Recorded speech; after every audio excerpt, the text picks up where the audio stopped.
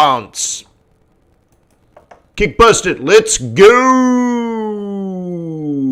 Where's the button? Hang on. Okay, now I can do it. Let's go. Boom.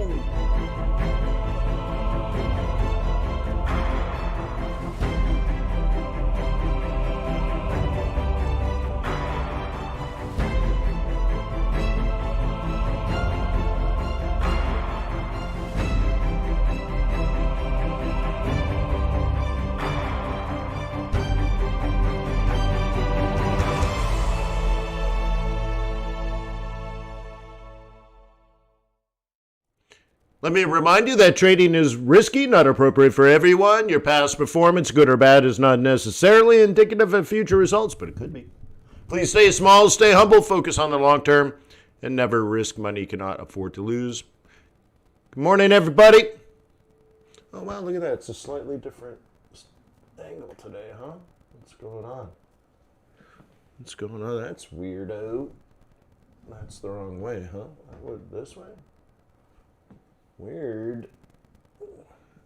Well, if that's the way it wants to be, that's the way it wants to be. Maybe it's one of these things. Maybe I gotta shift it. Oh, Webcam source. Maybe it's this one. I don't know. Anyways, we'll leave it there. Looks funny though, doesn't it? It looks funny. No, that's his face, bro. Anyways, good morning. Welcome to my office. Good to see you. It's nice that I can clean the window. Yep. So, welcome to John Malkovich's Mind. My name is Wayne McDonald. I'm a currency trader just like you. So why don't we talk some technicals, some fundamentals, some trader psychology, go through the calendar and prepare for year end. We also got Brexit on the precipice. Or wait, no. Brexit just comes and goes like a broken gate. You know, they got firm deadlines like the Obama line in the sand. And what else? We got something they call stimulus. Don't believe the hype. Don't. That's not a stimulus, but whatever. Oh, man, it's amazing how politicians just blatantly lie. But anyways, we can cover that too if you want. And NFP, we could talk about that. I did NFP last week. I hope you were there. And what else? I guess I'll take questions. I'll cover currency pairs that you probably want me to cover. I might cover currency pairs you don't want me to cover. I imagine we'll also do some gold and oil and Bitcoin. All that kind of stuff. What do you think? So my name is Wayne. I've been doing currency trading now. It's getting pretty close to 20 years. Oh, those are 20 fantastic years too. It's actually been quite a trip. So feel free to ask questions, even if you want to talk about like starting a fund, managing a fund, getting licensed and registered, passing the Series 3. I don't know. There's a lot of things I can cover. My venture capital days, if you want. I mean, anything. Just, almost anything. Feel free to ask. Hey, look, you're a trader. You need a broker to trade. And we just happen to have a good one that supports our community. So please consider tradersway.com. What you do is you visit tradersway.com. In the bottom right-hand corner, there's a little form you fill out. It just, like, literally 12 seconds. You're in your back office, and you're like, oh, my God, this is so clean and organized. It's like a breath of fresh air. Is that Febreze? And you're like, wow, it smells so beautiful in this back office. And then you can download MT4, MT5. You can have an ECN account. You can have a fixed spread account. You can have a variable spread account. And you start placing some trades. And here's really what you're doing. First of all, you're saying, hey, thanks. These webinars at Forex.Today are amazing. Thank you for being a part of that. And the second thing is you'll say, nice execution speed, low spreads, big swaps. But ultimately, you're just like, hey, I'm giving you an opportunity to earn my loyalty and respect. That's all they're asking for. Right? Isn't that cool? Hey, man, will you give me an opportunity to earn your loyalty and respect? You say, yes, Trader's Way, I will. So anyways, tradersway.com. Thank you, tradersway.com, tradersway.com. So, how you feel today?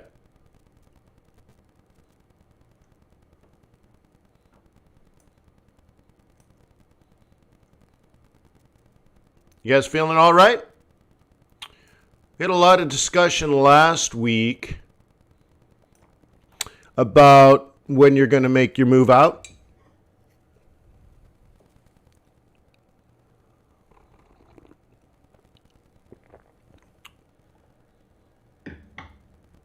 Ross says, what is my favorite brand of cigar? It's funny, I smoke a lot of different types of Monte Cristo, usually ones that are the higher end, the hard to get, the rare ones, the extra aged ones.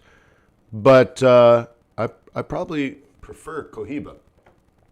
They're just harder to get or whatever, for whatever reason. They have less distribution. But yeah, I'd say my favorite cigar is the Bayhike 56 Cohiba. But those are a treat. Okay.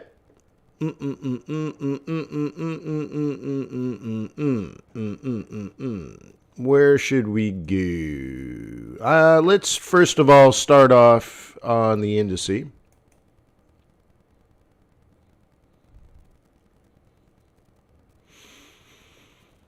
Yen is weak, dollar's weak. That's still pretty good. I'm happy with that. We know there's been some fluctuation over the last, 18 hours of trading or so. But notice that in the medium term, yen is still, it's okay. Dollar has gained some strength.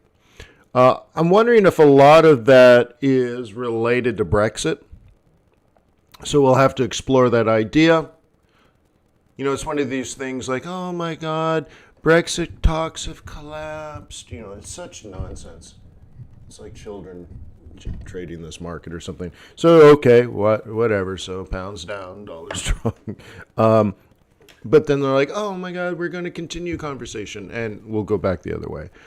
So be careful with the pound. It's just non-fundamentally driven and has been for a long time.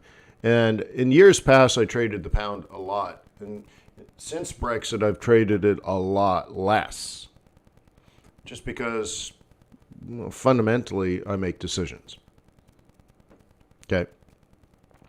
So anyways, pound is way down because of the collapse in Brexit talks. Okay, fine. And then there's going to be a new deadline. And then they're like, well, we don't have to meet that new deadline. The real deadline is December 31st. And then December 31st will come and go. And they'll say, oh, well, there's something new to do and whatever. Whatever. Aussie. Have you been thinking about Aussie? This is a bit of a conundrum, and it might be an opportunity, because if you know a little bit more about everybody else, then you're going to be before everybody else, right? So we understand global macroeconomics are not as good as we'd like. We know COVID related, and we got all of that. That's cool. But how many people here have read the recent Chinese import-export data?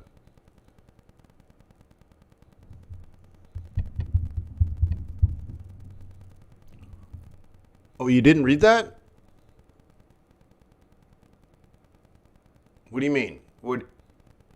What do you mean you didn't?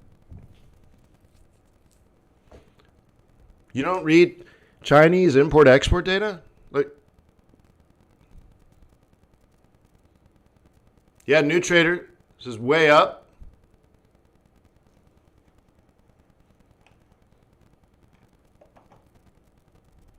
Okay. So that's a positive sign for global macroeconomics. One of the things that hints to is that the recovery globally is well on its way.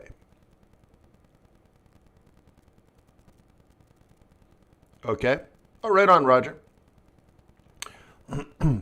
But there's also I think it was 4.5% increase on imports. Do I have that right? Ash, a new trader, said they actually read it. Manuel says exports at record high. But what about imports? So they're two different things, but they kind of lend. I mean, they show you flow of money, right? Yeah, it was up 4.5. So what that says is they're demanding products into their country, right? So they're sending money out of the country, and they're bringing stuff into the country. So if imports in China are up 4.5% year over year, what that means is they should be buying more stuff from other countries, which would weaken the currency in those transactions. Yes, they're offset by other things, but in those transactions, they're putting more of Chinese currency into the global market, but they're demanding, right? They're demanding currencies from which they're buying products from.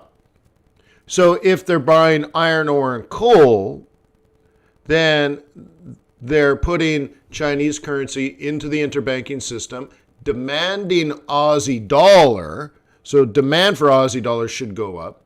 Therefore, the price of Aussie dollar should go up. And then, of course, they get some iron ore and coal. They drop it onto a ship, and eventually that ship comes to port. So they exported, in this case, currency and imported iron ore and coal. You see that? They exported currency, imported natural resources.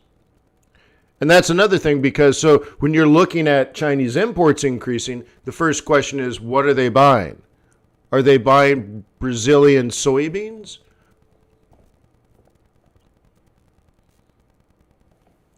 Okay.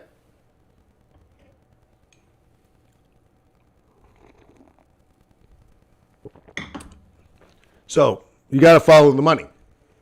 So the first part, exports are way up. So that's pretty good, because that will just show that global macroeconomics are on trend. And that's a positive number if you're just evaluating global demand for Chinese products.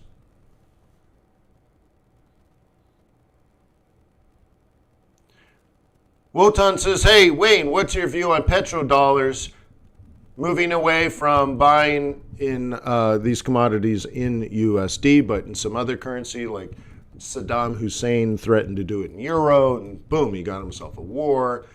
I've heard the discussion for the full 20 years I've been a currency trader. So I don't know, maybe I'm just dull to it, but it sounds like something that sells books. Okay, Wotan. But I think it will be inevitable. But it's just, so when I say, the downside, how about this? Let me be brutally honest with you about myself. Because I've heard it for so long, when it actually happens, I'll probably miss it, because, it's in the European culture, they have the boy that cries wolf. So when the wolf does enter the village, no one believes him, right? It's one of those things where, but it'll happen for sure, right? And in many ways it has happened. So when oil prices were like $200 a barrel for oil, China would go into Darfur in Africa, the Darfur region, and buy their oil for $35, because everyone else was agreed not to buy from that region of Africa for humanitarian reasons and stuff. And China's like, cool, right on. So they went in and said, hey, we'll buy your oil. So obviously not in US dollars. And then, one of the things I studied at Harvard was the process in which China was investing into Africa specifically to get cheap oil. So China comes in, and by the way, I don't know if this is a criticism or not. It's a heck of a strategy on China's part, right? But they would come into, a city or state, a country, and say, hey, we'll build you a brand new airport. We'll build you a new train station in downtown. We'll put up some nice buildings. We'll build all this awesome stuff for you. and we'll loan you all the money for cheap or even for free, but you pay it right. We'll loan you all the money for cheap, but you pay it back in oil. So your friendly neighborhood dictator says, "Let me see. You're going to give me a whole bunch of money that I can hide in my Swiss bank account. Yep. You're going to build a statue of me downtown. Yep. And you're going to build an airport and we're going to name it after me. Yep. And we're going to build a train station downtown and have little cafes and little restaurants. Yep. And I just have to pay you back with oil, cheap oil. Yep. Well, it's good for me. It sucks for the rest of the country, but it's good for me." So, boom. And so China has been, doing this for a while, and it's a heck of a strategy.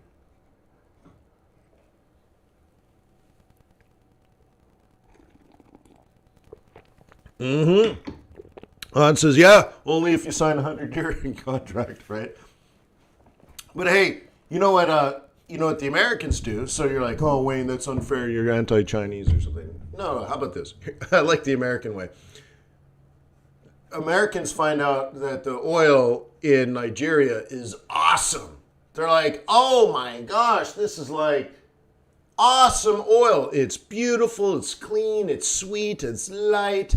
You can pull it out of the ground and practically put it in a little teacup and drink it and go, the bouquet of this oil is fantastic.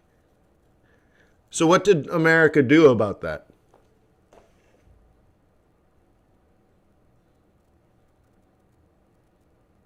They put in a naval strategic command off the shore of Nigeria. A naval strategic command. You're like, not one, but 2 aircraft carriers full of airplanes, and right? And the oil comes in and the oil goes out. And the oil goes in and the oil goes out. And the interesting thing about Nigerian oil is you don't even have to step foot in Nigeria to suck the oil out. They do it all offshore. So pretty amazing. So America says, yeah. It's not that it's our oil, but if you want Nigerian oil, you got to come through the United States Navy. Like, they just parked, right? Talk about an 800-pound gorilla. They just sat there. They're like, okay. Right? It's sort of like, was it Bugsy Siegel? The guy that built Las Vegas for the mafia. Apparently, like when you negotiated with him, he'd sit down at the table with you, put a gun in front of him, set it on the table. You could hear the metal hit the wood, and then he's like, "Okay, tell me what you want," and you guys would start your negotiation. And do you think that it changes your game strategy? If he's a known killer and he's got a handgun in front of him, you're like, okay, you make the first move, right? They call that, what do they call that? Flagging? Signaling. That's called a signal. So one of the things you can do in game theory is signaling, so that you can influence the person's next move even though you haven't done anything. It's a heck of a signal. So anyways, that's the American way. So, yeah, that's American oil as far as they're concerned. Well, what about the Nigerians? All right. Euro up, that's good. Dollar down, that's good. Pound down, not good. Brexit related. Kiwi down, not good. But remember, some of these, like I think it was Aussie and Kiwi, have hit targets. And that was sort of the name of the game all last week. It's pretty early in the month, but what are you going to do when we hit targets? Okay? At least that was a big question that we had at the swing trading group. What are you going to do? What you going to do? Right? How do you plan on handling that? Okay? Wait, that's weekly. No, that's not one. Okay, that one's good. Oh, scheisse. Hey, look, Harvard, everybody. There we go. All right. La la la la la la la la la la. All right, let's go back to the odd couple. Baby, slow down. The end is not as far. Please stay a child somewhere in your heart. Okay, that one's got some up. All right, well, let's leave that. Which one had the up? I've forgotten already. No, we'll leave that. That seems to be fine. Pound destroyed, obviously. Kitty cat. Just OOP. Yeah, okay, so they must just all be dollar pairs. All right, let's go to those ones. Just more interesting conversation. And then what we'll do next is we'll do the calendar. So maybe I'll get that going now just so I don't forget. Forex.Today, eh? So I'll bring that over just so I remember.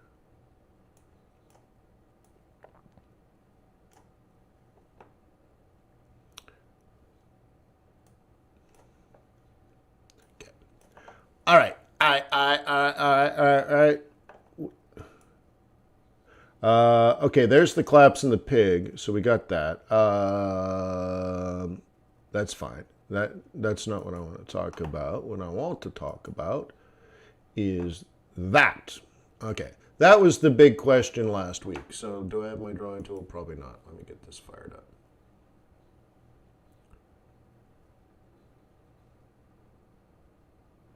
Solano Cub says, wait, how do you re-enter after these targets have been hit? Well, it depends if you took profit or not. If you took profit, then the answer is quite easy, day trade. Okay. All right. So this is what we were talking about. Like, this is a key level. That is the projected conservative top for the month of December. So one of the things we were talking about is some people would be in their private jets flying to the Caribbean with their boyfriend. In the speedos. Right? Right, ladies? In her private jet with her boyfriend. Okay. So that's the question, like, is that your thinking here? Or is there one more hurrah?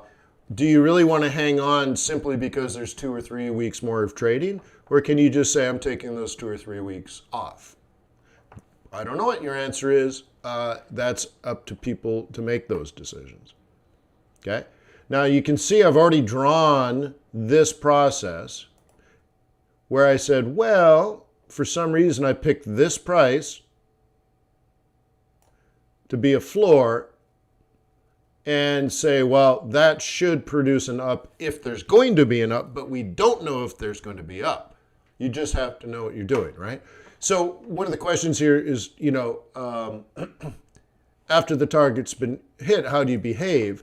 Well, if you exited here, then this is a simple day trade or a simple weekly swing. You just go back to your weekly swing or a day trade. Simple, right? Oops. But the position would be over. Okay?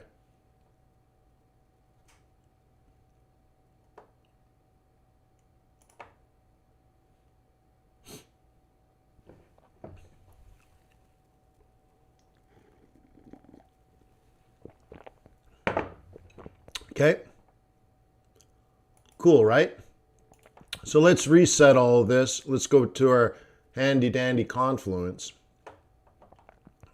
Okay? And you'll see this is a simple swing. That's a swing trade into a position trade that might carry us to 22.5. Okay? And it says if you can hang on, okay, we should be able to get there. Because the swing target is up here, 23. The position target is 22.5. So you see, like, if you're thinking here in one strategy, and then the second strategy says here, you potentially can do it, right? They're not contradicting each other. So you'd have to decide, where do you want to get out? 22, 22.50, or 23? Well, there ain't no right answer to that, right?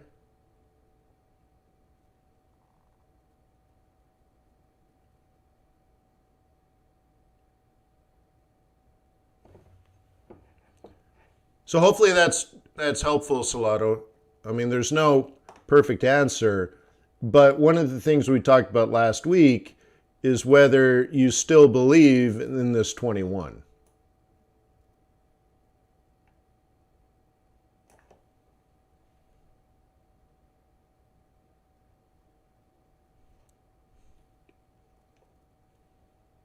Okay.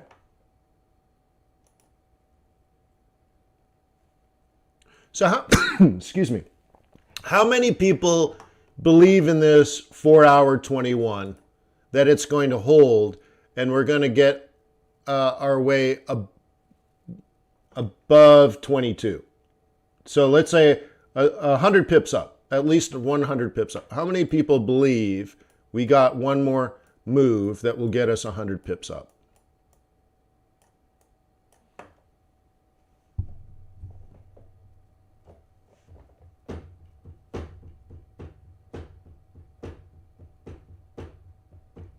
Anybody else?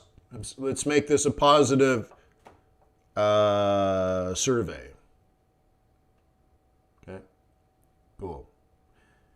Now, before we go on with that, I'm assuming, well, Jordine says not in December.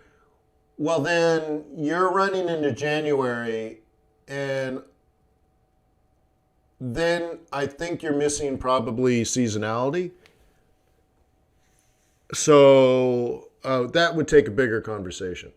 Meaning, I'm not sure exactly what you're saying, but my instant interpretation of what you're saying is, oh, that's wrong.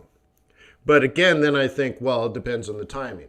So, like, could this drop for 3 weeks? Or let's say, could this, well, see, if you're I mean, if you mean not in December because that's January, or do you mean March?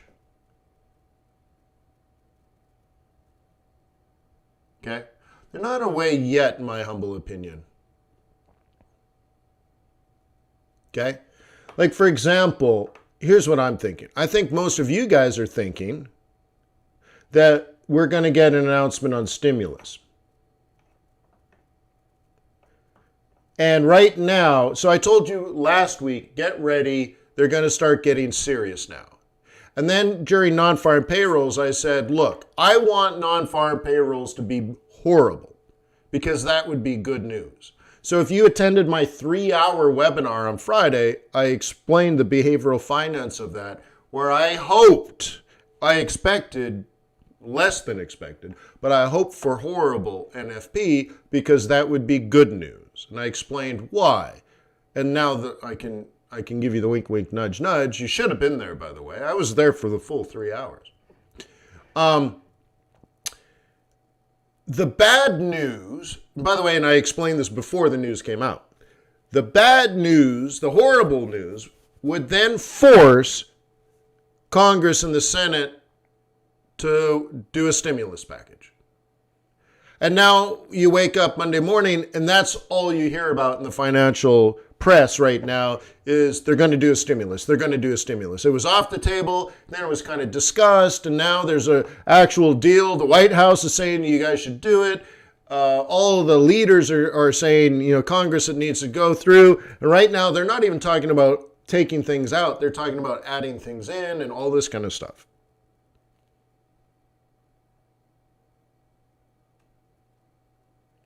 Michael says, Wayne, is Friday's video on YouTube? Yes, at youtube.com/FXStreet. Okay? It was the 176th time I've done that webinar. 176 months.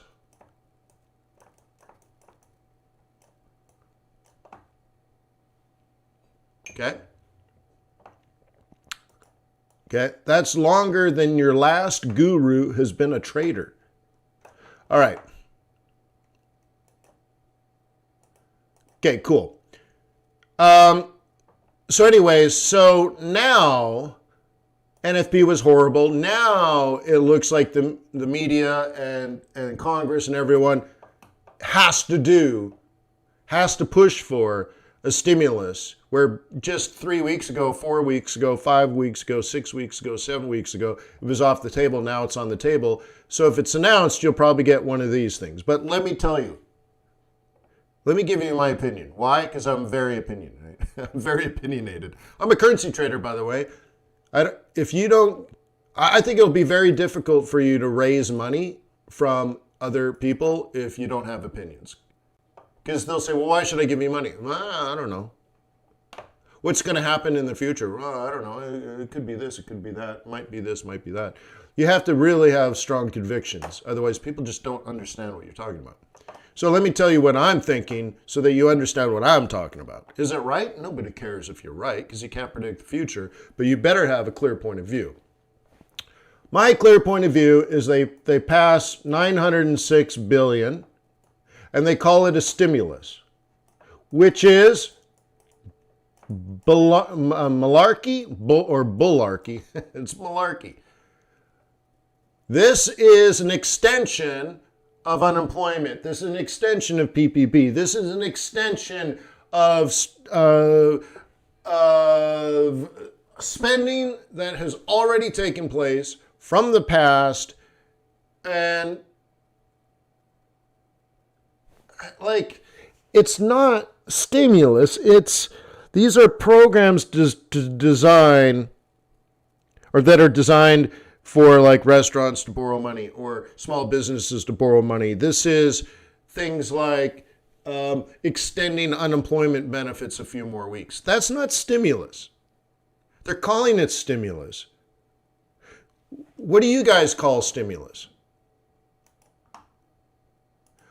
When someone says, hey, good morning, Wayne, I'm going to give you $1,200 for free for doing nothing. And, oh, you're married? Good. Well, she can have $1,200 for doing nothing. And then they're like, do you have any kids? Yeah, I got kids. Oh, well, we'll give your boy $300 and we'll give your girl $300. Or is it $600? I can't remember. And they're like, yeah, we'll just pop it in your bank account. Are you cool with that? I don't know. Do I have to pay taxes? Right? And boom. I'm like, dude, that's like free money. It is free money. Okay? And I did my job as a good American green card holder. I took all that money and I spent it. I went to restaurants, bought food, made sure people had jobs, and left giant tips. Boom.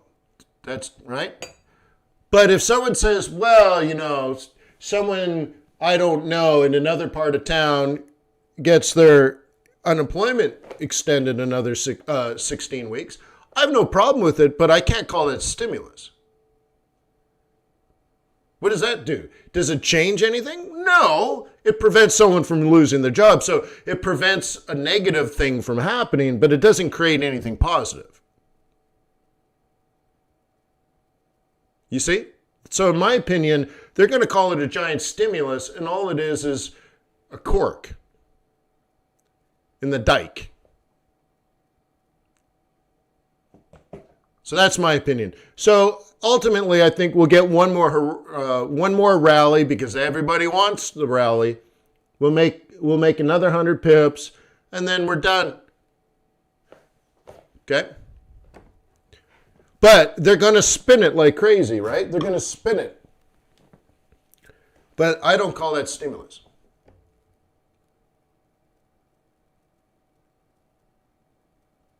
Ah, see now, Ash just killed it. You just nailed it, Ash.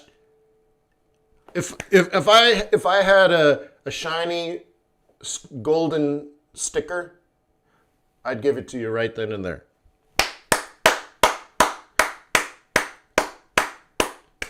Ash says, Wayne, you have the same opinion that was highlighted in the beige book, especially from the Dallas Fed. Killed it, 3 points, nothing but net. You just won. You won the series. You won the tournament. What a great response.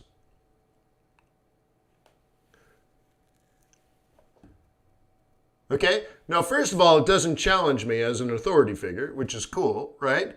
But it then shows that Ash has knowledge, right? And so imagine now you're talking with a client, and the client says, that's what their thought is, because very often, clients will tell you their opinion, and then they want to know your opinion, right? And when you say something like that, you're like, wow, that's very interesting, because when you look at the beige book, in particular the Dallas Fed, right? What's the guy's name? Kaplan, right? So you're like, so Kaplan said this, and this, and they totally agree with you. What we have to keep our eyes on is, the Chicago Fed or something. You throw out and you're like, Mester, what did Mester say? So that's awesome. That's a beautiful response.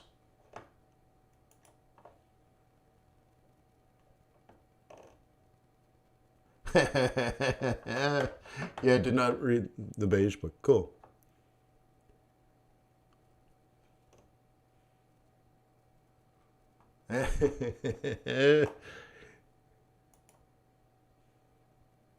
Yeah. Seriously, though, right? You see how a response like that says professionalism? That's awesome. All right. So we're going for one more, huh? One more hurrah? All right. All right. All right. All right. All right. All right. All right. Fine. Fine. Fine. Fine. If we drop down to the 55, that means double top, and you'd be lucky to get a second chance to get out at M4. Okay.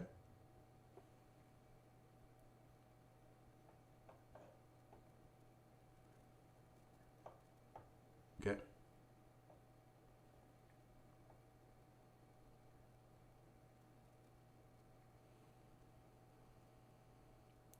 Boo-doo-boo-boo.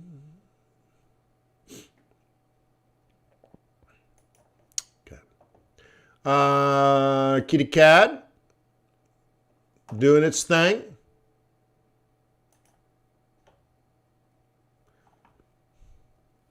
So one of the things I like to ask from time to time is, do you feel something is missing from this chart? Or can you trade it as is?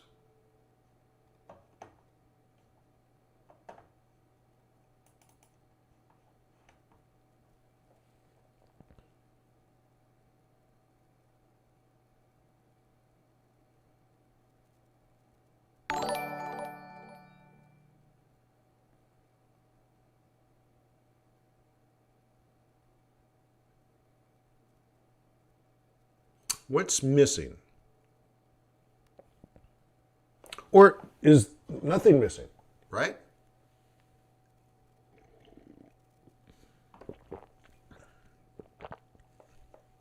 Nothing like solid ghee in the morning.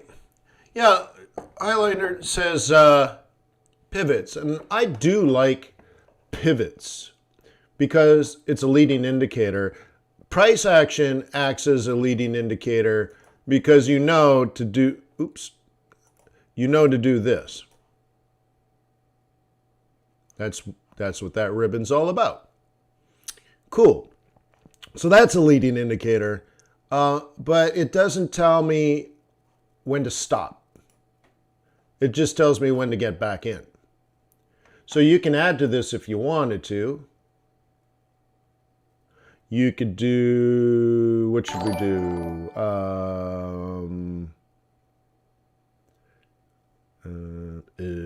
Bias pivots, I guess, because I'm a bear. And let's go, we can just do weekly. I can only sell this, so I'm a bear. And we go into maybe this. Okay. And so on Friday, we were here, and we already knew we wanted to be short about, what is that, 128 and a half? You see that? We knew that last week.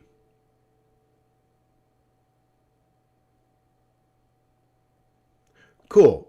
And so therefore, you had a front run, but we also need to know the target. And the target is, what is that, 26 and a half? Yep. So we know there's 200 pips in this. Okay. That's for the weak. Or the strong, maybe I should say, for those who are strong. Now we can go to this and bust this out and get a bigger view and say, well, what was the monthly target? Because we want to make sure. So what is that, 26 and a half, right? 26 and a half. So what about this one? And it's saying 27 and a half to 26 and a half. So our weekly M4 is our monthly, or sorry, our weekly M1 is our monthly S2. Okay, which means, okay, there. Now, read on top of this. We started OOP, therefore we assume we're going to hit this target or this target early in the month. So let's just call it 27. So we're assuming we're going to hit it in before the 15th. That's what I call earlier in the month. Okay? So, and then out. You guys see all of that? I didn't have that without the pivots.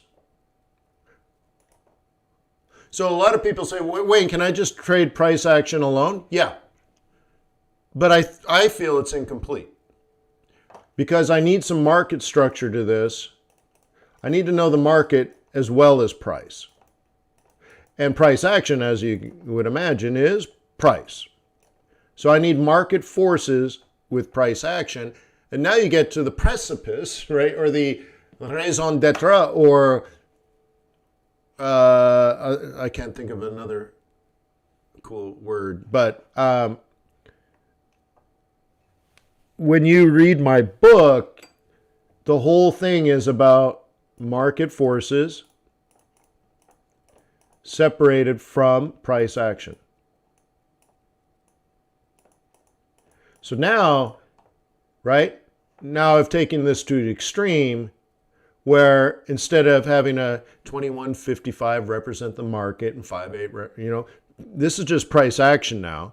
When you have nothing but a ribbon, it's just price action, right? There isn't, like, these crossovers don't necessarily mean anything. It's all just price action. But if I didn't have pivots, then I wouldn't know the market forces. So that's how I look at it.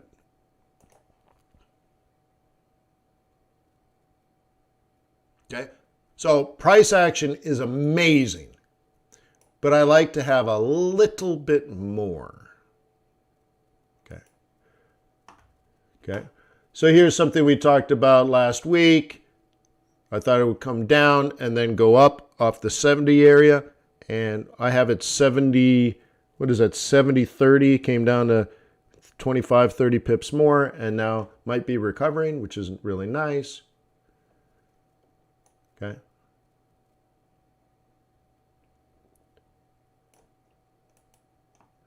Okay. That might have been for the swing trading group, though. I don't think that was NFP. I think that was a swing trading group. Oh.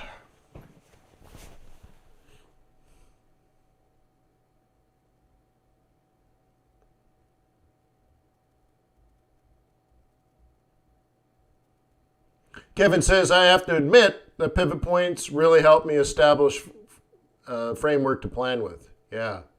Had no idea where to begin. Yeah. Good. I'm glad you're finding success. Okay. So using this little chart here, like, Wayne, I don't even get it. Like, what are you doing?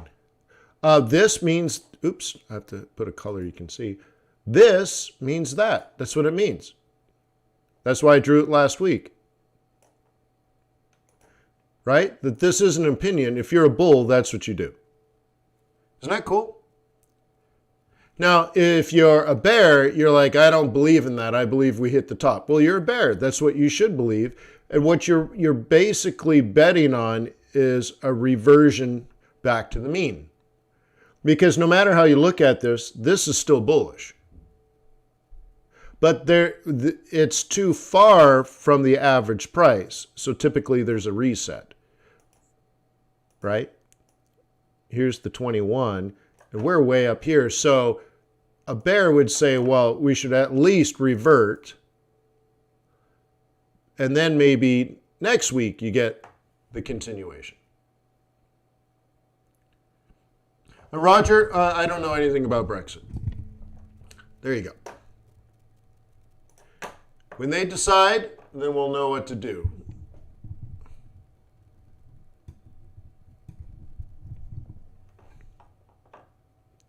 Okay.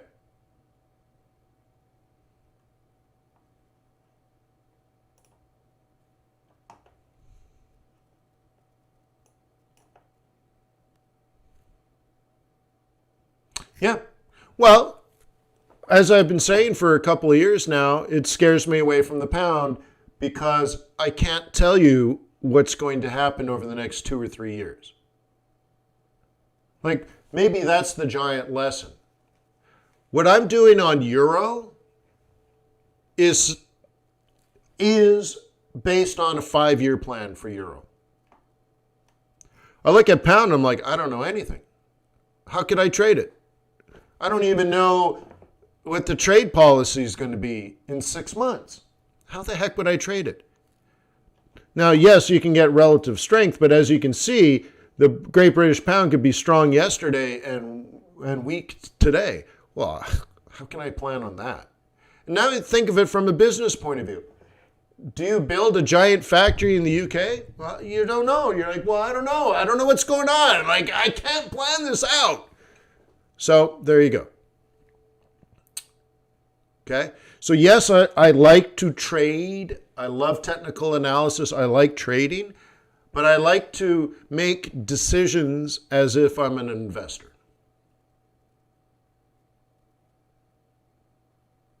Okay. So I'd much rather look at Chinese import data, see that it's up 5.5 or 4.5% over the period, and that maybe Aussie is undervalued because in particular it hasn't moved with the Kiwi. And the Kiwi was weak, but then changed once the Deputy Minister of Finance accidentally told reporters that maybe the worries they had back in March and April and May are not as bad as it could have been now based on the information they're getting today. So they're like, it could have been a lot worse. We thought it was going to be a lot worse. It's bad, but it ain't that bad. Boom, I'm bullish on Kiwi. And you'll notice that Aussie's been lagging, and maybe now we get to a point where maybe Aussie is lagging, but we know stuff that other people haven't figured out yet. Things like we actually read the import data out of China. Okay? And so you're like, oh, well, then I should be buying this. Yeah, at the M2. Oh, my God, that's the M2 right there. Okay? So it's just like, you just got to be better than the other traders. Cool. The cool thing is it's not that difficult. So if you're a bear, you sold here, easy trade, and if you get knocked out of break even, cry to your bartender. Okay? But you didn't lose any money, so get over it. If you're a bull, you're supposed to buy here. See, this is why I say it's a symbiotic dance. If you're a bear, you're supposed to sell there. You either sold it there or you didn't do your job. There isn't an in-between. I preach this in the swing trading and day trading courses. You either do it or you're not a trader. Okay? Same thing. This is bullish. It's the only bullish trade of the period. So did you do it? No. Then you're not swing trading, you're not day trading. You might not be doing anything. You might be making it up as you go. Okay? Is that you? You should have a real serious conversation with yourself. Did you have one of these planned out? Okay? These are basic swing trades. If you don't, what is it that you do? Like literally, do you have a strategic design to your trading? Or are you winging it day after day? Then this is your wake-up call. So bears might still make money. Boom, they did their job well, but they don't have any risk in the market. They're done. What'd you do? I sold it. Okay. Bulls had that price. What did they do? They bought it. Great. Who's going to win? We don't know, but professional traders will not lose money on this. You see what I mean? A professional will not lose money on this. Now, which one will make money? We don't know. They don't know. Now, they think they're going to make money. Bears think they got this, and they see the role reversal, and this is going to drop. Cool. Is it going to drop? I don't know. But that's what they're thinking. And if they're right, they'll get paid. Now, what are the bulls thinking? Oh, yeah, we got this. But not on this time frame. They're thinking a bigger time frame. But they're taking it. Are they right? They think they're right. Well, do we know? No. If they're wrong, that'll happen. But they jammed their stop already. They don't care. They would rather die than take this tiny little profit. Okay? Because they have conviction. They know it's going up in their mind. They've done the research. They know it's going up. They're like, oh yeah, this is going up. So they're done deal. They're going to pick up 150 pips on this or lose 3. So right now they got a -3, 150 OCO. They're done for the week. They're already done. They're done. And of course, if they lose this, then they're probably going to walk away. They're done for the month now, too. Done. Who cares? What happens next? Who cares? They're in the Caribbean.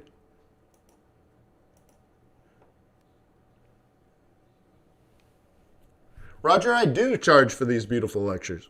You should become a member of the community, right? Everyone here should be a member of FX Bootcamp. Because then we can do deep dives. Not just point out the problems, but fix the problems. Okay?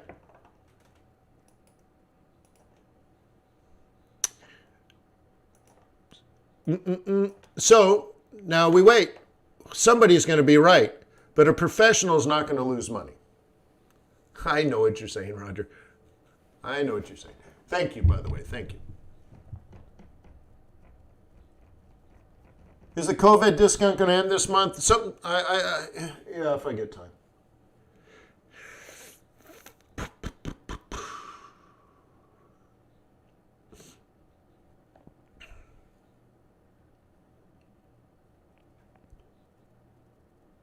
Okay? And I want you to start thinking about that way. If you just do your job, you probably won't lose money. We don't know if you make money. But if you buy where bulls buy, or if you sell where bears sell, you probably won't lose because you won't be the only one trading. Now, if you have inconsistent results, it's probably because you're trading where nobody else would trade.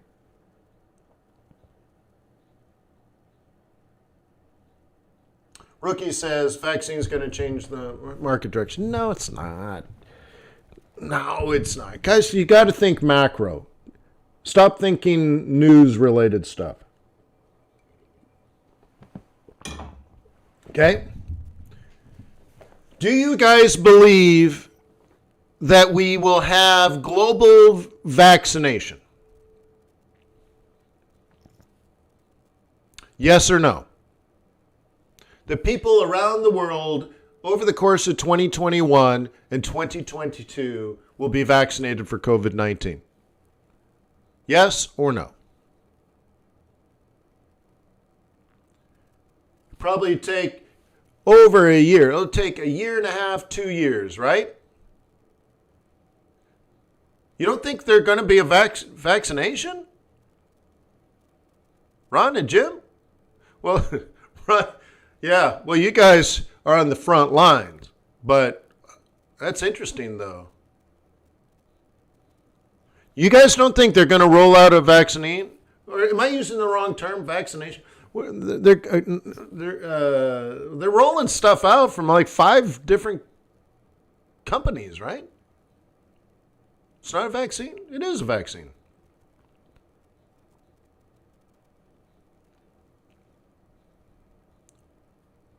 Is anyone else going to answer?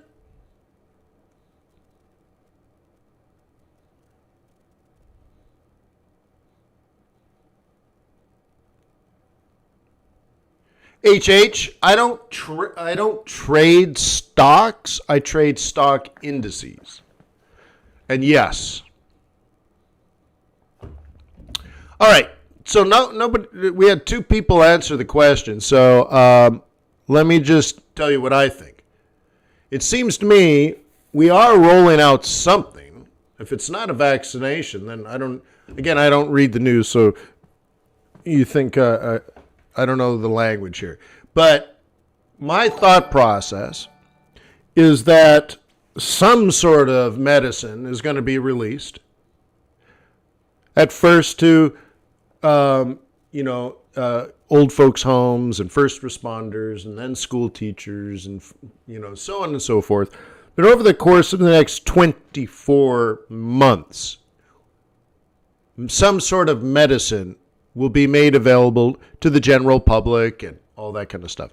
Now, as more and more people get the medicine, or if it's just like, if you get COVID, you just go to the hospital, they juice you, and you're golden. They send you home. Like if we can get some sort of, if we can confirm, that getting COVID is easily curable, then the behavior of people will change. I'll give you an example before I move on. There was a time when Americans were paying very, very, very high prices for gasoline because oil was $200 a barrel. And all of a sudden, people stopped driving Hummers and stopped driving big trucks. And all of a sudden, you want to be like Leonardo DiCaprio and drive your little Prius. And that was in vogue until a year and a half goes by. And then oil prices drop. Gasoline prices become affordable. And boom, like I'm telling you, 2 weeks later, we're driving big trucks again. Just like that. Why? We just go back to doing what we've always done. Just revert. Okay? So what I'm getting to here is if it seems like if you get COVID, it's curable, your behavior will change. Now, maybe you still wear masks. Maybe you still do this. You still do that. But if you can go to, let's say, a restaurant without any worries, if you can go to a football game without any worries, we go back to what we did, and there's this catch-up period. There might even be like all of a sudden everybody goes to Vegas and parties like a rock star. Okay?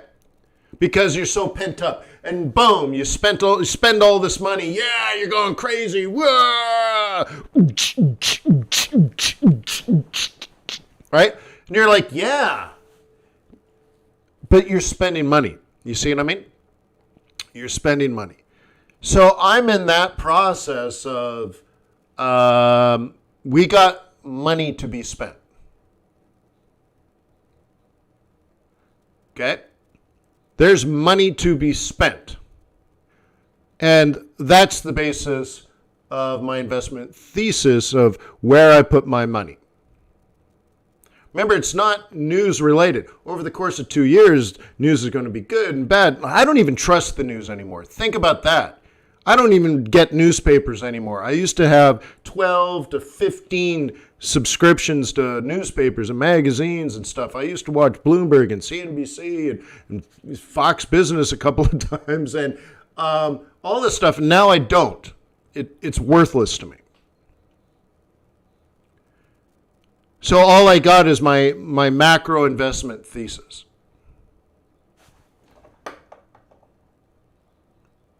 And the news will come and go. The news will be up and down. And when all this kicks in, it's a little bit irrelevant. So it's funny, my other chat, I got 2 chats. The other chat is dead. So that's why you guys weren't answering. So good thing I have 2 chats. Okay, so here's where we were. So all most of you guys are saying no. Am I using the wrong language? Let me say it again. When I asked you guys, I'm just reading the answers now. When I said in the next 2 years we'll be vaccinated, and all of a sudden I hear no, no, no, no, no, no, no. Is that right? So what about all these biotech companies releasing cures? No to vaccines. Why? I'm just trying to understand, seriously, because what am I missing?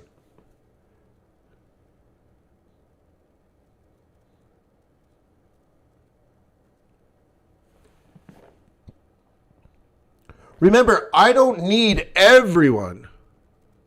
Oh, no. Did I say everyone? I don't mean, okay.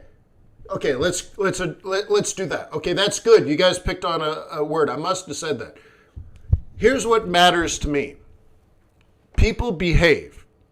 So I live in Georgia. As you know, it's a 50-50 state right now. Okay? It's going to come down to Georgia to see who's going to control the Senate. And I can tell you, I know families where the wife and husband disagree. It's literally 50-50. And some people are like, hey, man, so are you cool with COVID? Or are you not? And other people are locked in their basement. And other people are like, you have to wear masks. Everyone wears masks now.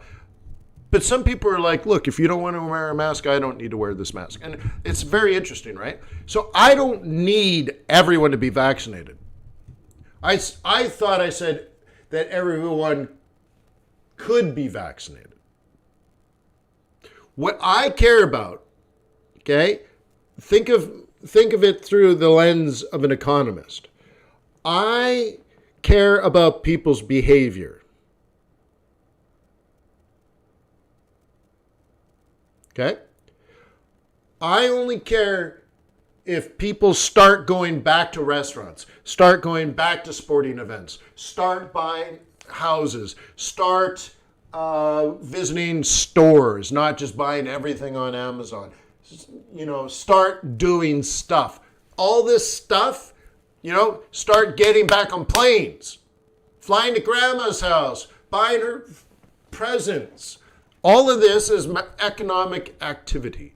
That's all I care about. And I know it won't be all at once, but I'm not, this is my investment thesis. It's not a trade. It's 1,000 trades over the next couple of years, maybe even beyond that. Okay? So it's not like, ooh, did you see that? Boom, buy the Aussie dollar. No. Okay? Okay? We started talking about Aussie and Kiwi back here, guys. Okay? So you got to put everything in context. Okay? Look, easy buy. Easy buy. Easy buy. Easy buy. There's a whole month of trading right there. All you have to know is swing trading. And what's the other part? And this is what we talk a lot about since this period. One of the things I've been talking about a lot in the swing trading group is conviction. Like if you're not so sure, you're not going to be there and do it right. You're going to make up all kinds of excuses because you're not certain. Okay? It's not even patience, it's intent.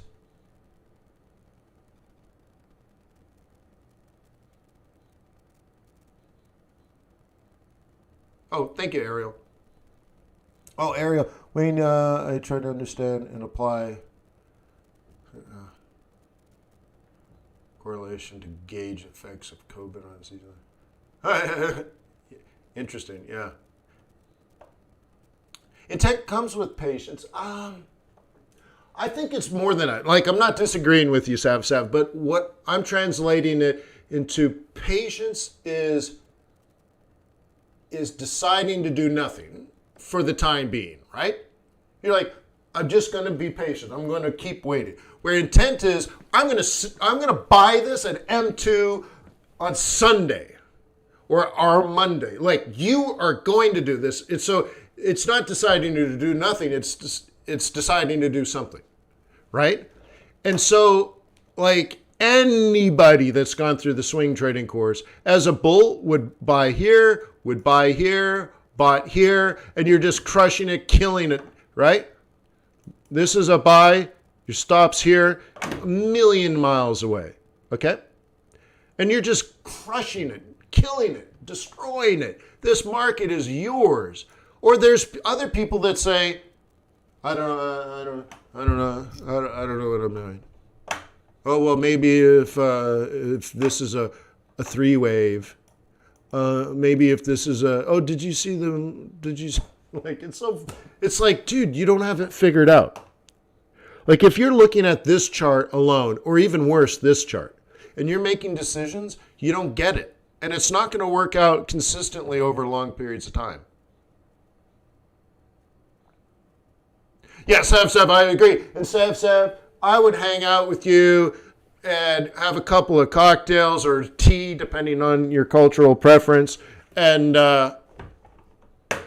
right? And we could talk about it for at least 8 minutes.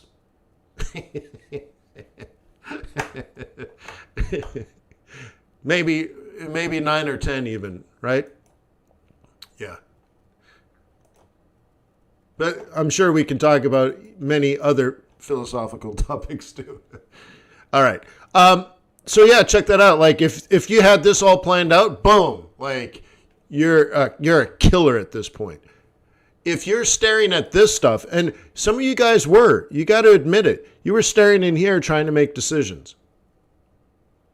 Now, first of all, the decision should be ridiculously clear. You either did it or you didn't do it, right? Because the decision is bail or get back in.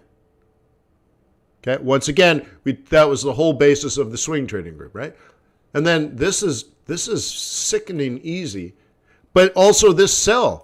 If you're a bear and you're like, this is coming down here, that's an easy sell. Did you make money? No, that's not the point, guys. You're going to be wrong a lot, right? But 60% of the time, it'll work every time. Or you get stopped out at -3. Who cares, bro? Right? But the opportunity is ridiculously available to you if you're a bear. Now, I might say that's pretty aggressive, but who decides that? Well, that's you. Okay? Once again, this is an easy sell. This is an easy sell. None of them worked. Do you know why? Because you don't know how to trade? No, because you're wrong on direction. But you're not wrong on what you're doing, because what you're doing would get you knocked out of break even. What you're doing would get you knocked out of break even. What you did here, if you're wrong, you'll get knocked out of break even. But you got 3 looks at the basket. Take the shot if you're a bear. But then I have to ask myself, well, why are you a bear when it's going up? Well, maybe this is a double top, or this is a double top, or that was a double top. I don't know. I don't know how you make those decisions. Doesn't even matter. Okay, at some point, if you're consistently making the wrong decision, hopefully you try to figure it out. When you're doing this, Buy, buy, sell, sell, sell, buy, buy, buy, sell, sell, sell, buy, buy, sell, sell, sell, buy, buy, buy, sell, sell, sell, sell, buy, buy, buy, sell, sell, sell, buy, buy, buy, buy. And you got like 98 inconsistent trades here. And then you look at me and you're like, Wayne, how come I'm inconsistent? I'm like, well, you took 98 inconsistent trades when all you had to do is say, I think this is an uptrend, so I will buy it here. Now you're done.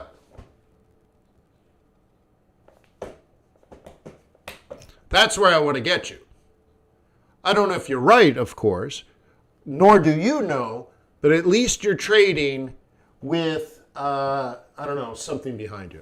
Like, not random, right? You see what I mean? It wouldn't be random entries. So like this, beautiful. If you don't understand, read my book, take the free training courses at FX Bootcamp, youtube.fx Bootcamp. I think there's quite a bit of stuff at youtube.tradersway, or there's youtube.Forex.Today. There's 6,000 videos associated with my work on YouTube. 6,000.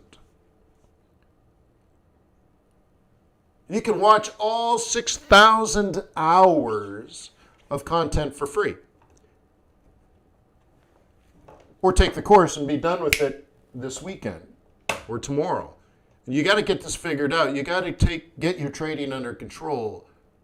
Because if you told me you're a bull on Aussie dollar and you didn't trade here, I don't believe you.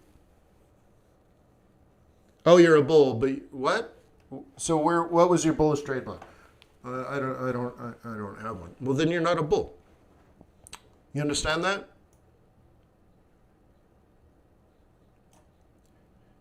If you worked on my team and I was paying you to be a bull on Aussie dollar and you didn't trade that, I'd question your capability. I'm like, dude, what were you doing here? Right? You're on a trend line, you're on an M2 in an uptrend, and I pay you to be ready, willing, and able to be on that trade? What were you doing? Is that too rough? It's a bit of a bitch slap, right? Well, maybe it's a good one. It's a wake-up call. Like that would be your job. Now, if you have such clear intent, then it overlaps this, what if but if, maybe, and it could, and I don't know. You see what I mean?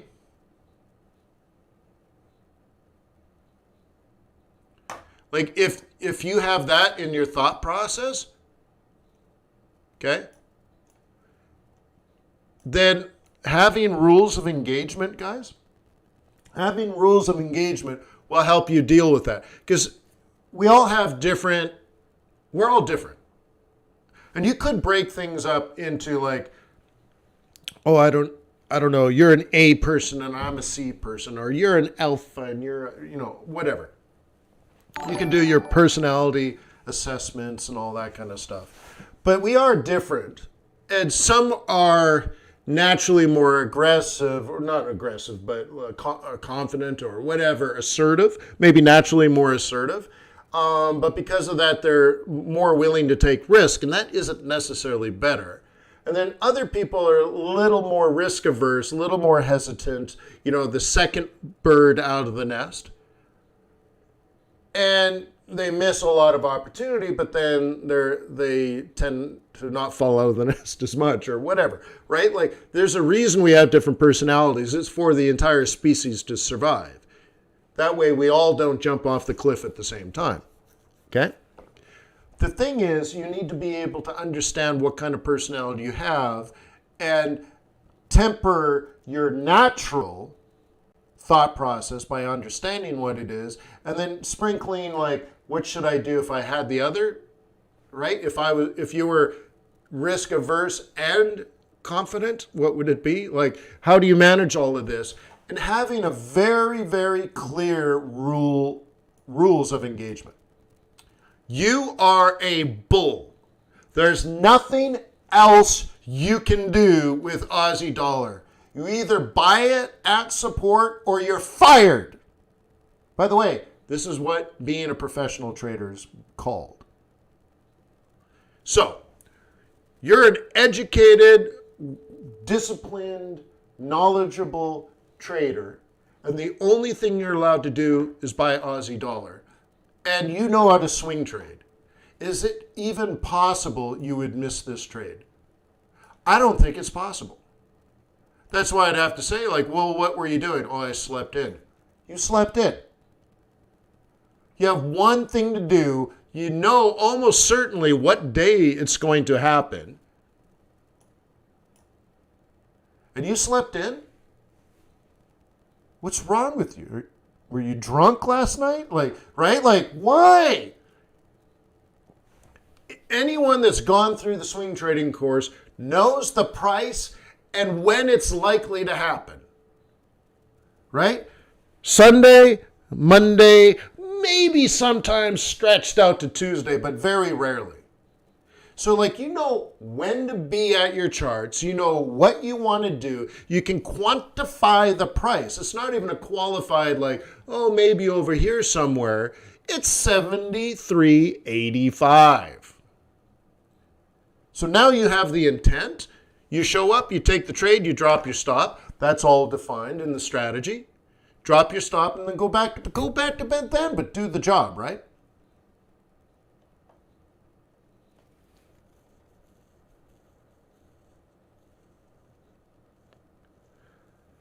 Kevin says he's trading Aussie Kiwi. What is it the right thing to do in a strong trend? But the thing is, I don't know how you. Now that's a qualification question. I don't know how you make the determination to do that. So I couldn't tell you. I only trend trade, which means I wouldn't necessarily be on Aussie Kiwi because they have essentially the same policy, and they're influenced by the same macro stuff. So like you're trading one against the other. I just don't do it. And you could have asked me that question 13 years ago. I still would have told you the same thing. Like, I don't really trade Aussie Kiwi. Unless Australia is raising interest rates and New Zealand's cutting, or vice versa. But when they're both influenced from China, and China's influenced by the rest of the world, and we're getting mediocre, inconsistent results, I'm like, what, Aussie against Kiwi? I only, right now, I'm buying both. I'm buying Aussie and I'm buying Kiwi. But trade them together. So what do I do? Is it okay to enter at the central pivot in a strong trend? But I don't know what your trend is. I can't discern what that is fundamentally. So you might see something technically, but I don't know if it's going to last more than 3 days, 5 days. Is your trend over the last 4 hours, 4 days?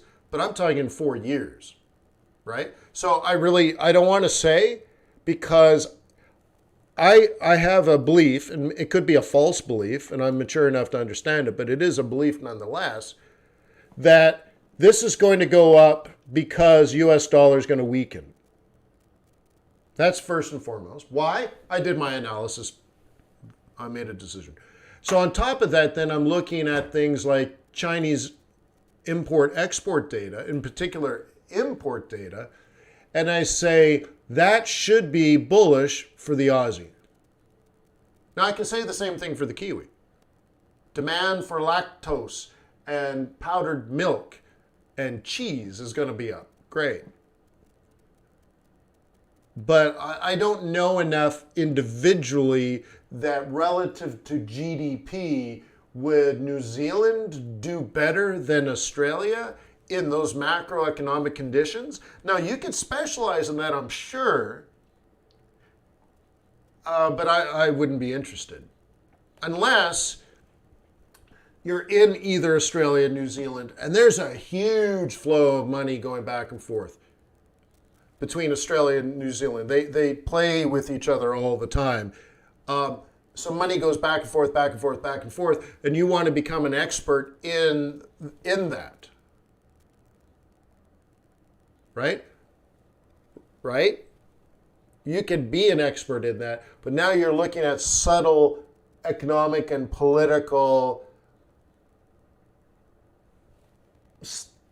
subtleties, differences, influences, and I don't know, that's just not what I do.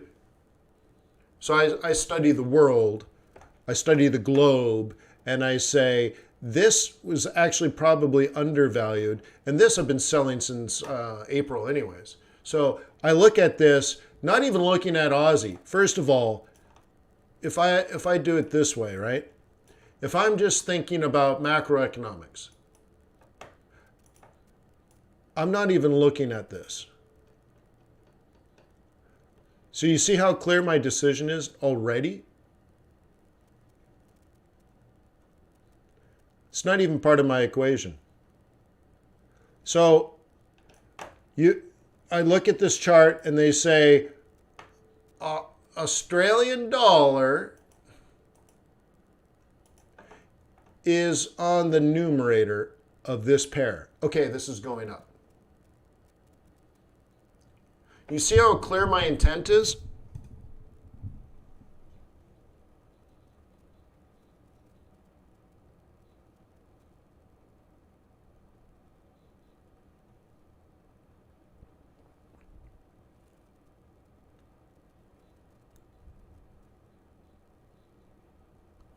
I'm that clear. I don't know anything about this currency pair except dollars weak. Okay? So therefore, I'm in boss mode. I don't care about anything else. What is this thing? I don't care. I do not care. I'm trading the reserve currency for the entire world based on global macroeconomic activity, which dictates the flow of money. Is this Aussie? I don't know. Is this Kiwi? I don't know. I know it's not CAD. Okay? And I can trade this all day, every day. Okay? Do I know I'm right? No. I don't know the future. I only know my behavior, and I know my place in life. Wait, is it possible you can change your mind for dollar getting strong? Yes. It has to be an exogenous shock. Exogenous shock. Okay. Okay. It has to be an exogenous shock. Why? Because I'm doing this based on long-term macroeconomic fundamental analysis. It's not news related. It's based on the flow of money. And who controls the flow of money? Central banks. So, I already know what that is. I can't be wrong. I hope you fully appreciate that. I cannot be wrong. I can only have shitty trades.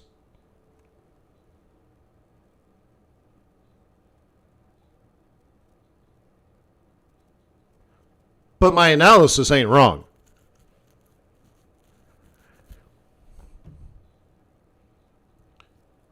Okay?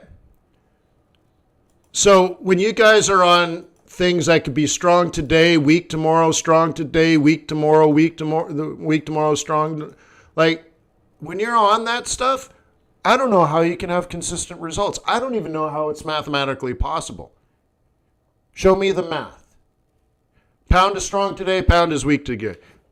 What's the math on that?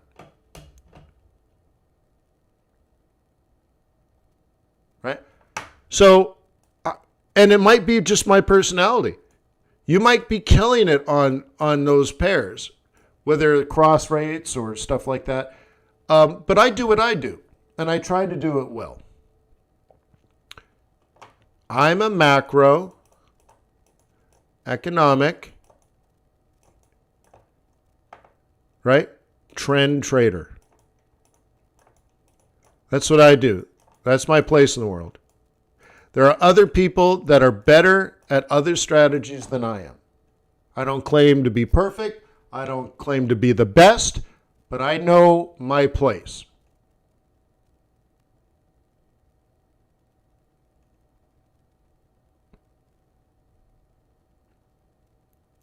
Rate of change in percentage, it doesn't tell you anything. You're measuring things like the velocity of price, like none of that is macroeconomics. Okay? The pound moved, 18.235% relative to the US dollar over the period of 27 days. That's all past data. It doesn't tell you anything. The rate of change was huge yesterday. What does that have to do with today?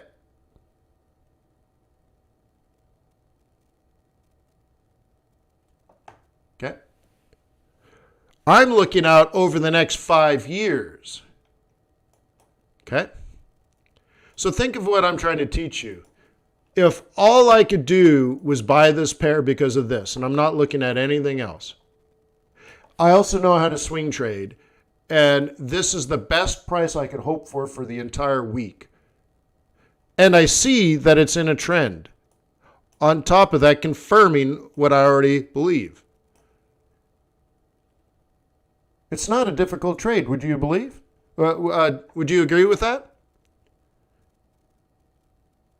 That's the most important price. We knew it last week. 0.7845. 73 and a half. Is that right? Yeah. No. 73.85. So 73.80. Whatever. You could have asked me on Friday what two prices I would be interested in buying this. I'd be interested in buying it here or here. Do you notice the difference is like less than 20 pips? Okay.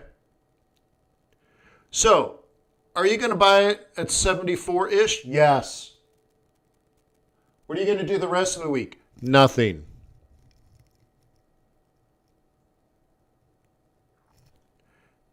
Theta says 74 is from last year. Levels and stuff. Cool. Right on. To me, that's fine. It's great. That's not part of my alpha. Doesn't matter to me. But if you say, hey, it's because of that, cool. Right on. I'm good with it. All I know is up. So the message here is if you go through your charts and you're changing your decisions over and over, like, should you do this? Should you do that? Should you be buying? What should I do? Should I sell this today? You're not trading properly. Now, after you get like what I'm teaching you here, if you want to make lots of little decisions, you want to do 1 minute chart, 5 minute chart, 15-minute chart, all of that, that's cool. You will be very, very, very, very, very successful.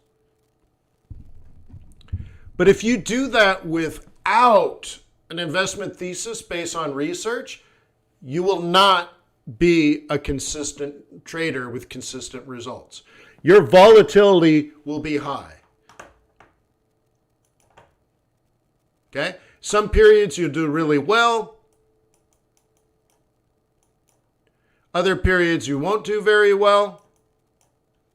And you'll have a low, sharp ratio. And of course, if you have a negative sharp ratio, you're not even profitable.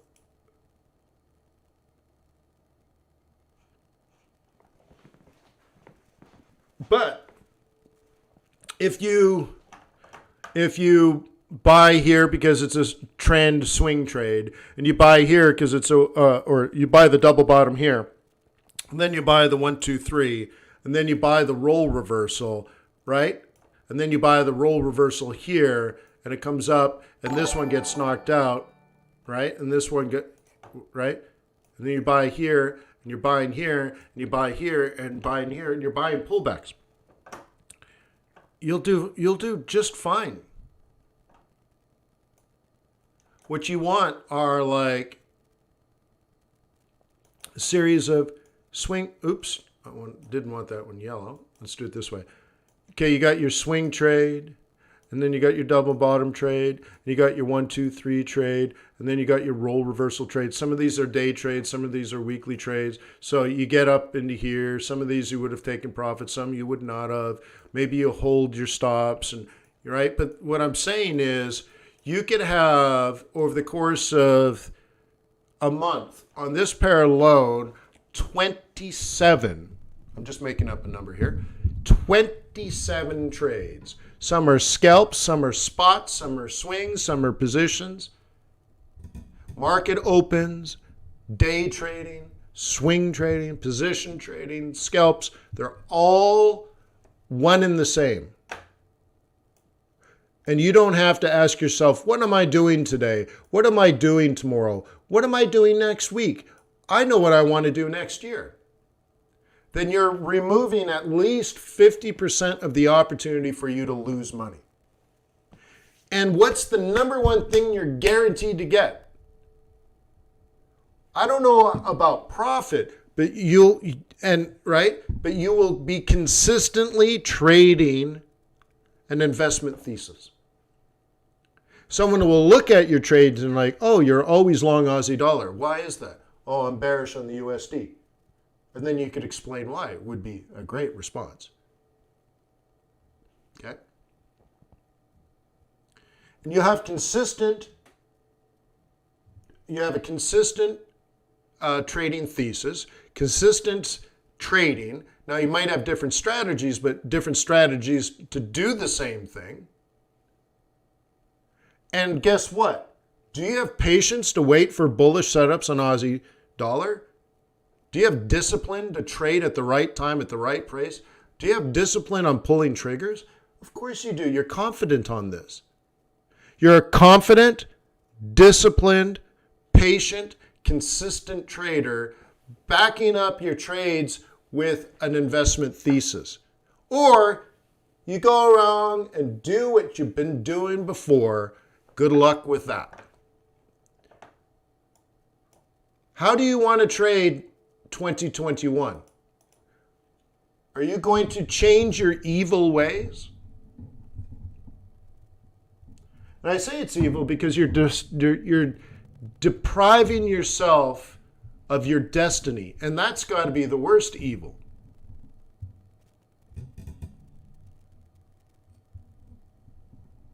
Not even living up to your potential.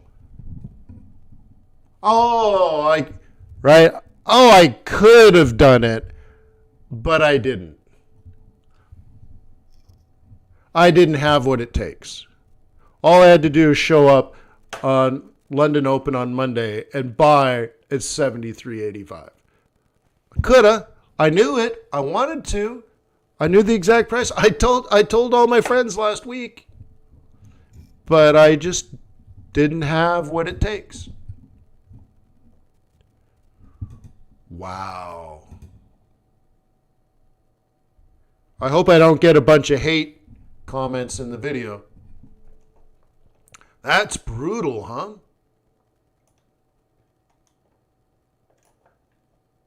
That was brutal.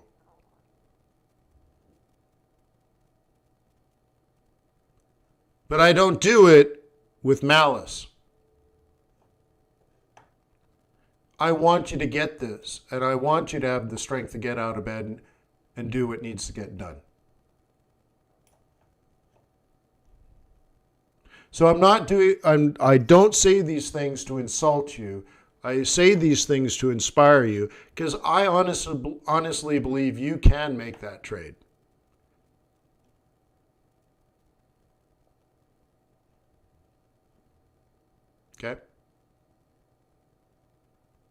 Okay? I know you can do this trade. So do you think about why you didn't? Those are the things like, don't worry about the 5-8 cross. Don't worry about things like that. Right? Think about the psychology of it. If you know you can do this, and I know you can do this, but you didn't do it, well, what was it that you were wanting? Oh, I want to be a successful Forex trader. Okay, did you do it? No, well, I have a good excuse for that. Doesn't even matter.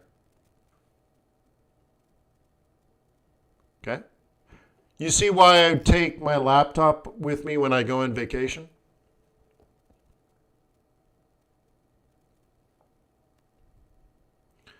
How long does it take to get that trade? This one right here.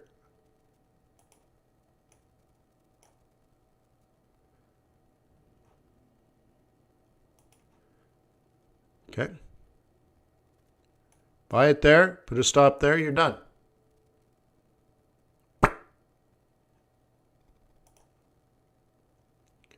But okay.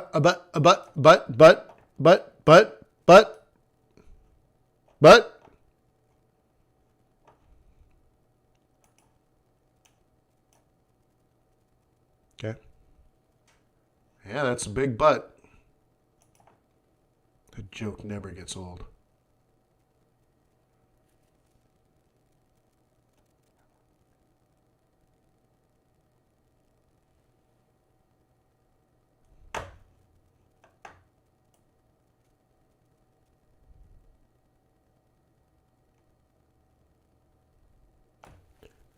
Okay.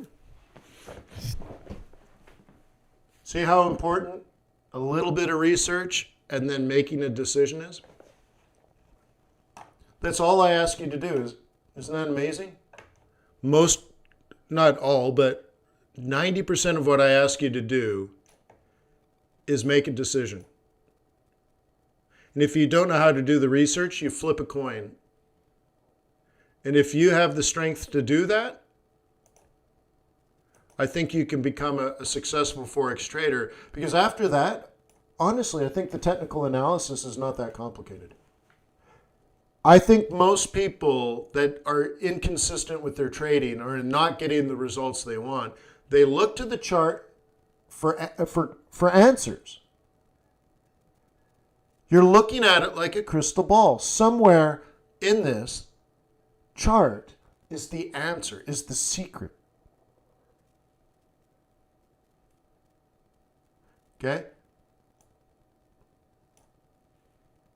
Do the Illuminati go to the Oracle? Please, Oracle, tell me the future, because I'm the Illuminati, and if I don't know the future, then I can't be Illuminati. So, like, I'm using a fortune teller. Like you're the one with the answers. You want to be Illuminati? You have knowledge that other people don't. And the knowledge is your interpretation of what the truth is. You've done the research. We call that alpha, by the way, in trading, don't we? It's the edge that you have to help you outperform the market without taking additional risk. Okay? So where do you get your light? Well, you got an edge from research where you're like, dude, did you see the import data out of China over the weekend? Oh my God. I'm so bullish on this Aussie, and it just opened at a weekly M2, and I killed it. I own it. That's my alpha. Look at those pips. Boom. That's mine. That's what I do. That's what the Wayne do. But that, right? This should be what, right? It's the decision.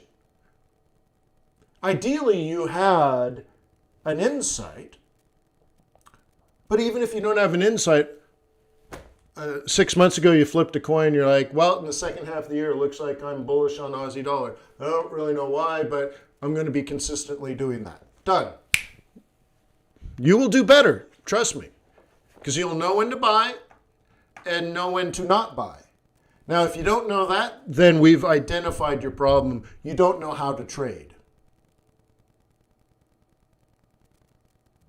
And that's a much bigger problem. You're like, I don't know how to do fundamental analysis, so I don't know how to make that decision, so I flipped a coin. So now I'm going to consistently buy the Aussie dollar, but I keep making money, losing money, making money. I'm like, okay, you don't know how to trade either. You don't know how to do fundamentals, but your technicals suck. And you're like, oh man, Wayne, you're insulting me again. No. That's not an insult. But if you believe you're good and getting inconsistent results, and then you don't know, then you need to wake up, take away your pride, and instead say, well, I need to be a master of something. I need to master price action. I need to master pivot points. I need to master moving averages. You have to master something. Master oscillators. Master one pattern. All you're going to do is 1, 2, 3 patterns. You got to be a master of something besides disaster. So you can't be like, oh, I'm good, but I don't make... You're like, dude, no, you got... Right? We isolated, you can only buy something, and you still don't know when to buy at support? You don't even know where support is? Then you're not a very good technician. That's what technicians do. So we can fix that. But not if you got a pride associated with how good you are, even though you're inconsistent. Whoa. Remove the pride. Let's find out a weak spot. Consider it a water test. We're going to spray you with a hose. And if we see a leak, if you start sprouting water somewhere, we'll fix it. Okay, it works on a brick house. But anyways, we have to find a hole in your trading strategy, a flaw, and we'll fix that one. Then we got to find another flaw and fix that. Maybe we only fixed 2 things in 2021, but at the end of 2021, those weaknesses are now your strength. You're like, okay, I still believe I got the capability and capacity to improve as a trader, but these 2 things I did in 2021, I have mastered. That's all I want you to do. Remove the pride so 12 months goes by and you've only mastered 2 things.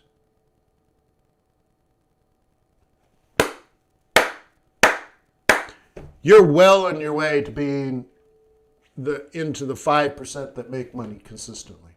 Well on your way, just on those 2 things.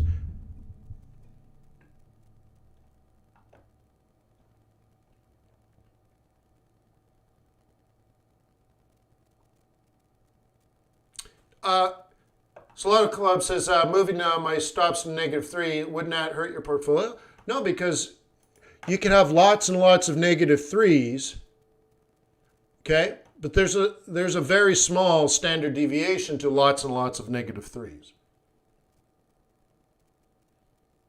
Okay?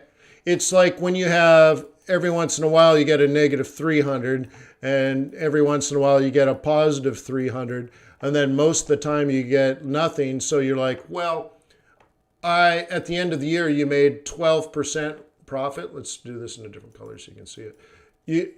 At the end of the year you made 12% profit, and someone says, okay, well, is that good? You have to understand the process of which an investor makes a decision. So you're like, I made 12%.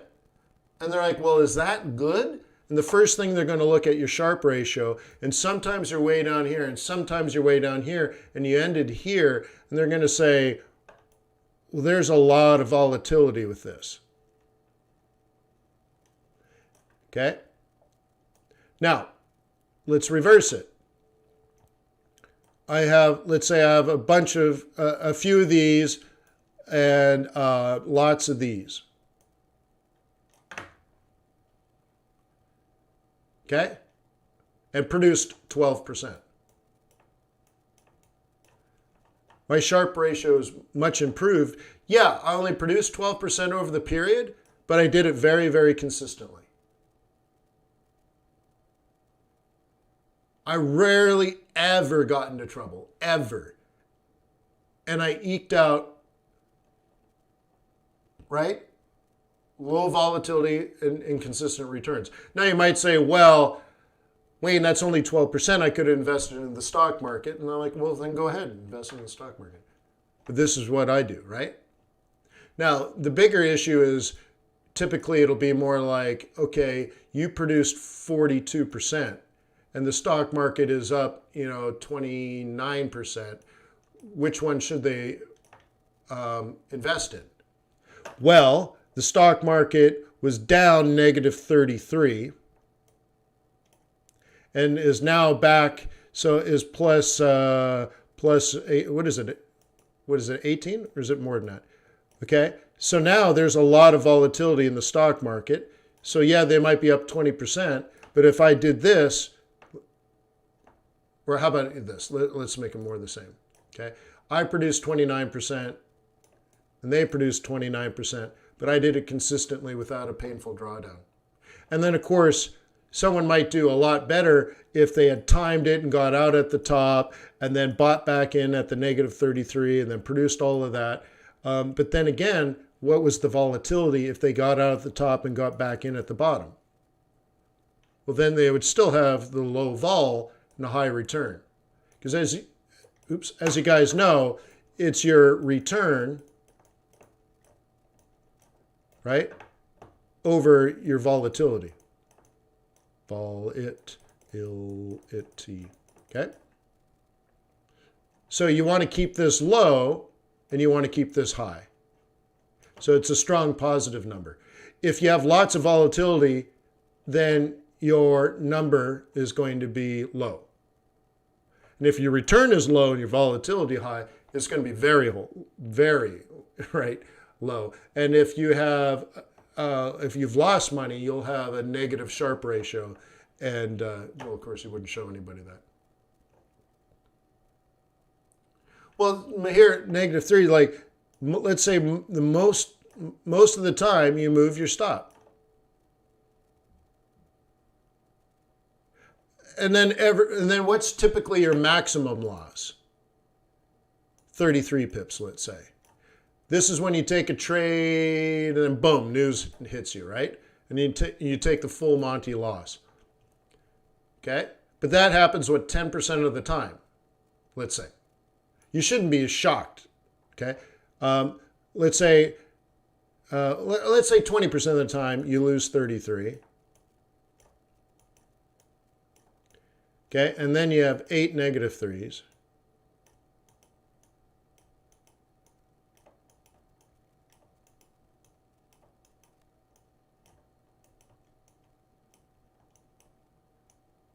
Okay? That's how you need to look at it. That's why you need to do your job properly.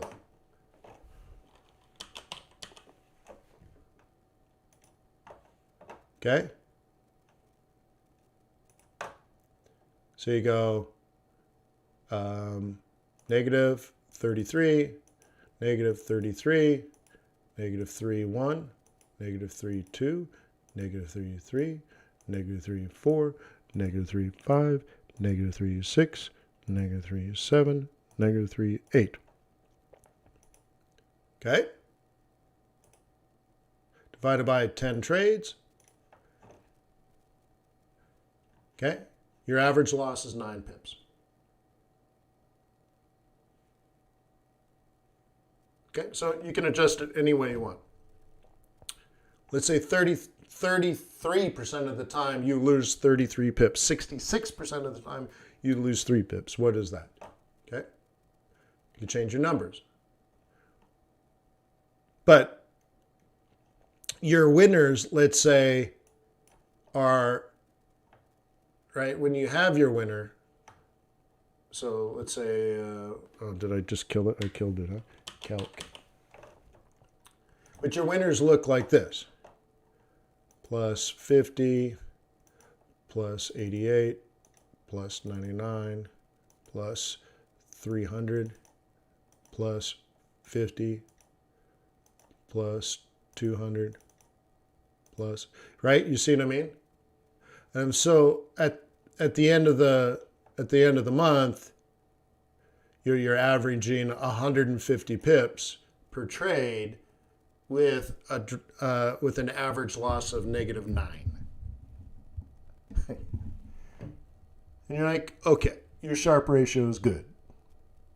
Even though, by the way, you have loss, loss, loss, loss, loss, loss, loss, loss. In that case, those are 50% wins, 50% losses, and a couple, and some of them were full losses, like right where you put your stop and the market collapsed on you and took you out for the full loss, all that kind of stuff. But you have a limited downside and you have a good upside. At the end of it, even though you lost 50%, you're averaging 150 pip winners and you're averaging negative 9 losers. People will scramble to get you money. Okay?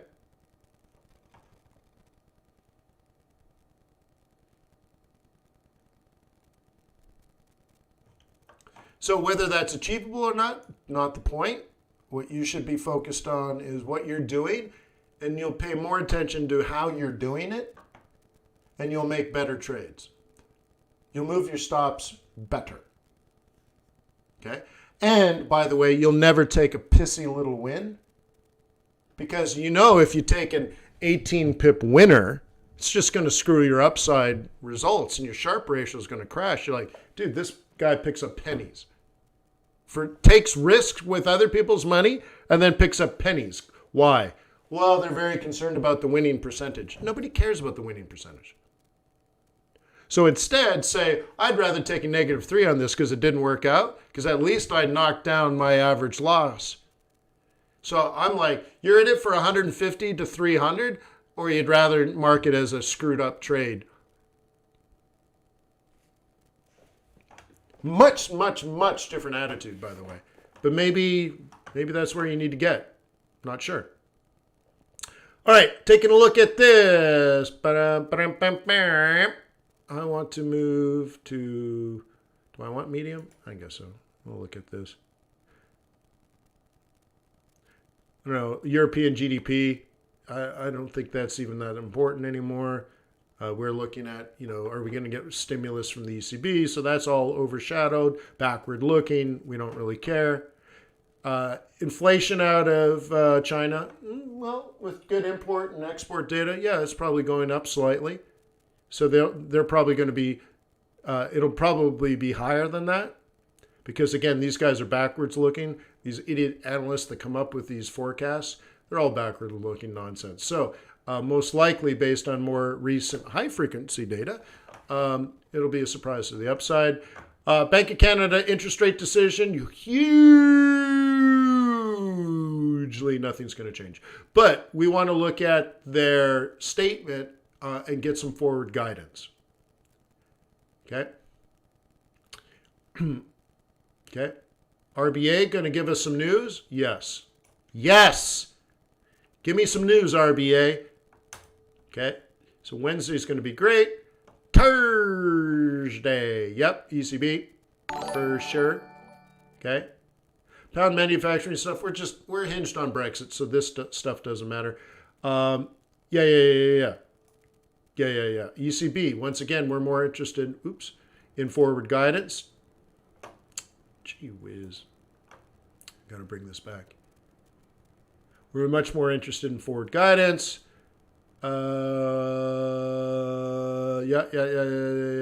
CPI? Sure. Yeah. Sure. That'd be fine. The ECB statement? Yeah. Okay. Yeah. Very, very, very, very important, right? So Thursday's all about the euro. And what? PPI? Probably not that important. Foreign direct investment? It shows some money flow, but I don't think that's going to be a big one.